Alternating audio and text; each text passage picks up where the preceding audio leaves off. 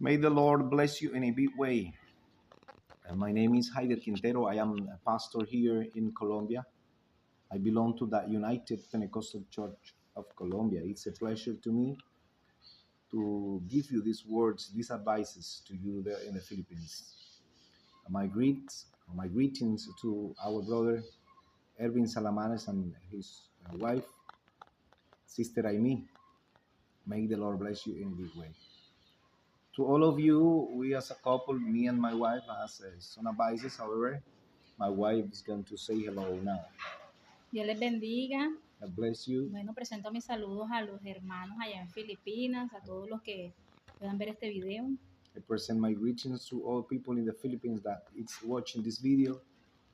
Mi deseo es que este video sirva de ayuda, que sea pues una bendición para ustedes. My desire is to bless you with this video. Dios les bendiga. God bless you.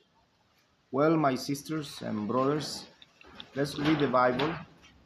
The Holy Scripture says in the first letter to Corinthians, chapter number 7, verse 12,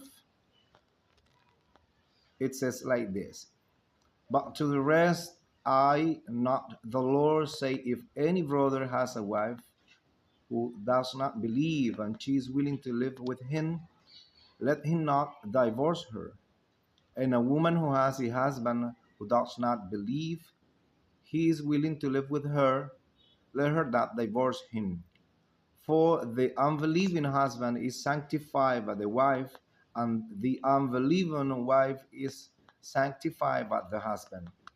Otherwise, your children would be unclean, but now they are holy. But if the unbeliever departs, let him depart. A brother or a sister is not under bondage in such cases, but God has called us to peace. For how do you know, O wife, whether you will save your husband? Or how do you know, O husband, whether you will save your wife? Well, my brothers and sisters, haven't read this part of the Bible, I have to tell you, in some cases, some brothers and sisters, when they came to the church and received the word of the Lord in their hearts, they repented, they got baptized, and some of them, their husband probably is a woman, her husband hasn't believed in the Lord, but she's living with him. She's still being a wife and husband. Some people try to abandon, some women try to abandon their husband, but it's not the advice of the Lord. You must, if your husband, if he is not a believer, but he wants to live with you, even you are a Christian woman, don't divorce him. That's the advice that the Apostle Paul is telling us in this scripture. So you try to stay with him, because there is a probability, there is a possibility that your husband become a believer. I mean, your husband could be a Christian in any point in the future.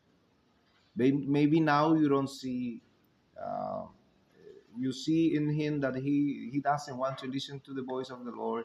He doesn't want to go with you to the church.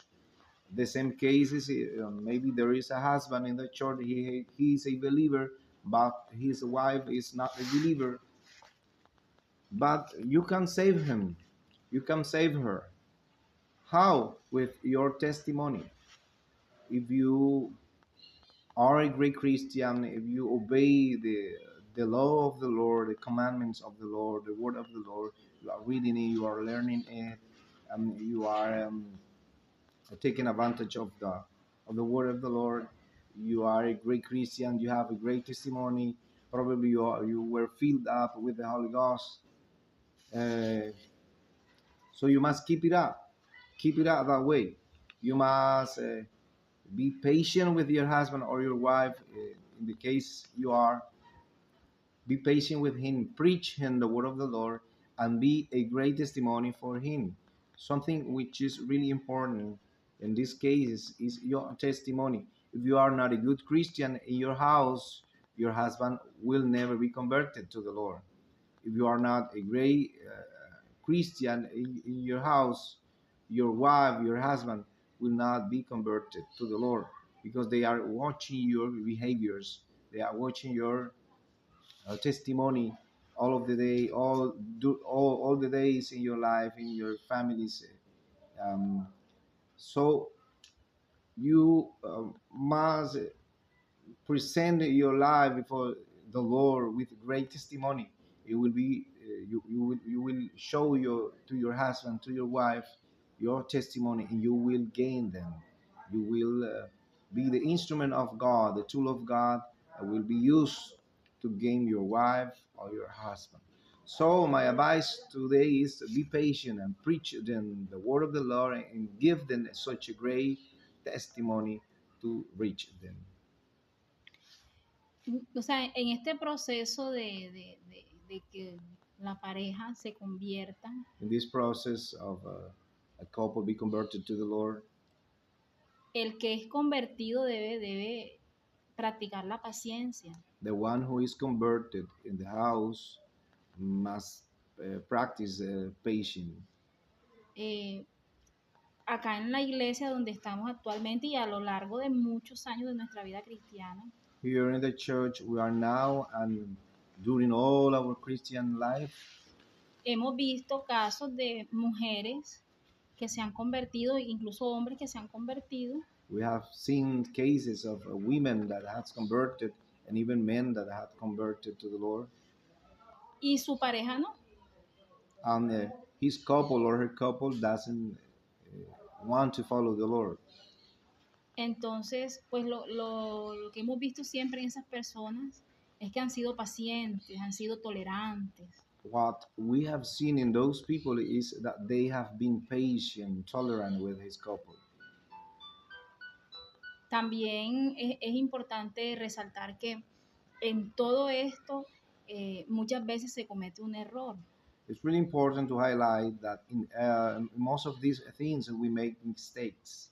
Y es que a veces el que es convertido quiere exigirle a su pareja And it is about, for example, the one who is converted want to demand to his couple, quieren exigirle comportamientos de gente que es convertida a Dios. they want to demand on them behaviors of people who is Christian. Y es algo, es un error en el que no se debe caer, And that is a mistake you don't have to make. sino que con paciencia, con amor, But with patience, with love, entender que esa persona no ha sido tocada por Dios. you must understand that your husband or your wife, um, they they doesn't they haven't been touched by the Lord. Y esperar con paciencia, You must await with patience. insistir, You must insist. siempre insistir, Always siempre insistir. insist. Nunca tirar la toalla, Never nunca, give up. sino siempre insistir, invitándolos You must insist, inviting a la them. iglesia, procurar que la persona que está a cargo de la iglesia, el pastor o el líder de la iglesia, los visite, crear como espacios para que puedan compartir. You must create spaces with your pastors, spaces where you can share with them the word of the Lord and too many other things. Y Dios And God es el que hará la obra. is the one who will make the work. Con paciencia esperar que Dios haga la obra y creer, siempre creer que el milagro va a pasar. With patience, you must wait for it. You must have faith, believing that God will make the work. God will make the miracle. En Colombia llevamos carga por ustedes y oramos para que todos aquellos que están en la promesa lleguen. In Colombia, we have burden for you. We are praying for you, for all those people that will reach His salvation in the Philippines. Dios les bendiga. God bless you all, my brothers and sisters. And remember, don't give up on your couple. Don't give up on your wife. Don't give up on your husband. The Lord will save you. The Lord will take you to His glory one day, but be patient and tolerate your couple, your husband, your wife, preaching the word of the Lord. Be patient, and the Lord will give you the victory. For now, it's all. Bye bye. See you soon. May the Lord bless you in a big way. I bless you all.